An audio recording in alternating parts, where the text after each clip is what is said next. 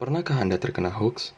Pernah. Pernah. Pernah. Pernah. Pernah. Pernah. Pernah. Pernah. Pernah. Hoax adalah informasi yang sesungguhnya tidak benar, tetapi dibuat-buat seolah-olah benar adanya. Informasi palsu, berita bohong, atau fakta yang dipelintir atau direkayasa untuk tujuan tertentu. Menteri Komunikasi dan Informatika Johnny G. Plate mengatakan saat ini ada 554 isu hoax yang tersebar di tengah pandemi virus corona. Hoax itu tersebar di 1.209 platform digital seperti Facebook, Instagram, Twitter, dan YouTube. Meskipun bukan merupakan hal baru, karena berita bohong sebenarnya sudah ada jauh hari sebelum era internet dimulai. Orang dulu mengenal istilah surat kaleng sebagai sarana menyebar berita bohong. Masyarakat Indonesia yang sebagian besar mempergunakan teknologi informasi dan media sosial adalah korban potensial terkena hoax. Setiap satu informasi hoax yang sengaja dilepas di media sosial, maka dapat dipastikan dalam hitungan detik berita palsu sudah menyebar ke ratusan, ribuan, bahkan puluhan ribu pengguna media sosial. Dibandingkan pengaruh iklan di media cetak atau pemasangan baliho, penyebaran hoax melalui media sosial sering menimbulkan efek yang lebih besar. Sebuah informasi bohong yang disebar secara intensif dalam tempo yang cukup lama bukan tidak mungkin jika kemudian dipercaya sebagai sebuah kebenaran. Meminjam terminologi Antonio Gramsci, penyebaran hoax yang intensif niscaya akan menyebabkan terjadinya hegemoni, yaitu ketertundukan kultural yang dialami orang-orang karena pikiran mereka telah dimanipulasi sedemikian rupa oleh pihak yang berkuasa melalui rekayasa sosial. Para pengguna internet yang tidak bisa lagi membedakan mana informasi hoax dan mana pula informasi yang bisa dipertanggungjawabkan, umumnya akan menelan mentah-mentah informasi apapun yang mereka terima. Biasanya, kesamaan ideologi, sikap politik, agama, dan kepentingan akan menyebabkan warganet dengan mudah termakan hoax. Meski pihak kepolisian dan semua pihak menyatakan prihatin terhadap penyebaran hoax yang tak kunjung berhenti, harus diakui, memberantasnya bukanlah hal mudah.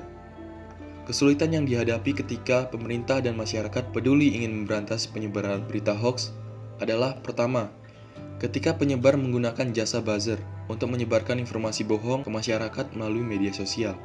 Seseorang yang memiliki akun dengan jumlah pengikut yang banyak, apalagi hingga jutaan orang, bisa saja memanfaatkan akunnya secara komersial untuk menyebarluaskan hoax. Kedua, kesulitan memberantas penyebaran hoax juga berkaitan dengan belum berkembangnya literasi kritis para warganet. Sudah bukan rahasia lagi jika sebagian besar warganet kita adalah orang-orang yang hanya merupakan konsumer informasi yang tanpa berpikir panjang cenderung mudah percaya informasi yang diterimanya, tanpa peduli lebih lanjut apakah informasi itu hoax atau bukan. Rahma Sugihartati mengatakan, ketika hoax telah berkembang menjadi komoditas yang memiliki nilai jual, kesulitan yang dihadapi menjadi jauh lebih rumit. Pemberantasan hoax tidak mungkin dilakukan jika mekanisme pasar masih bekerja.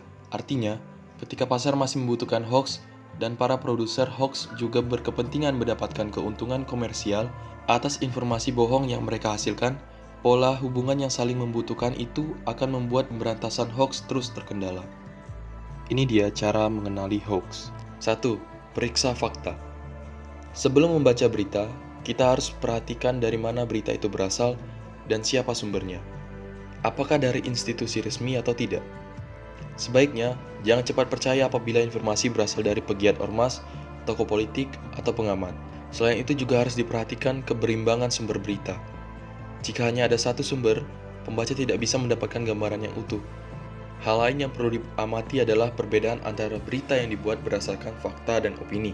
Fakta adalah peristiwa yang terjadi dengan kesaksian dan bukti, sementara opini adalah pendapat dan kesan dari penulis berita sehingga memiliki kecenderungan untuk bersifat subjektif. Kedua, cermati alamat situs.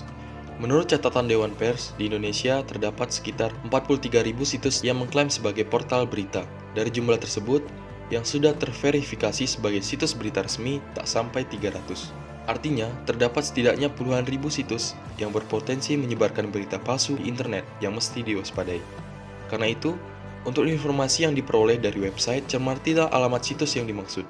Apabila berasal dari situs yang belum terverifikasi sebagai institusi pers resmi, misalnya menggunakan domain blog, maka informasinya bisa dibilang meragukan. Ketiga, cek keaslian foto. Seringkali para pembuat berita palsu mengedit foto untuk memprovokasi pembaca. Di era teknologi digital saat ini, bukan hanya konten berupa teks yang bisa dimanipulasi, melainkan juga konten lainnya berupa foto atau video.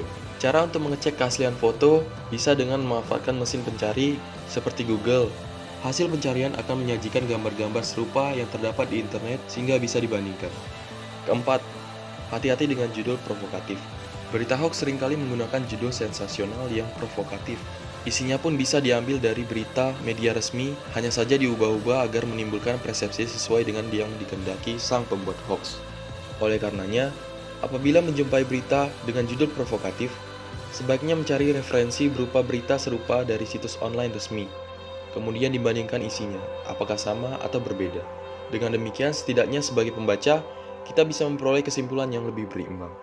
Ini adalah cara melaporkan kabar hoax yang ditemukan di internet. Jika Anda menemukan kabar hoax, untuk mencegah agar kabar tersebut tidak tersebar, bisa melaporkan kabar hoax tersebut melalui sarana yang tersedia pada masing-masing media.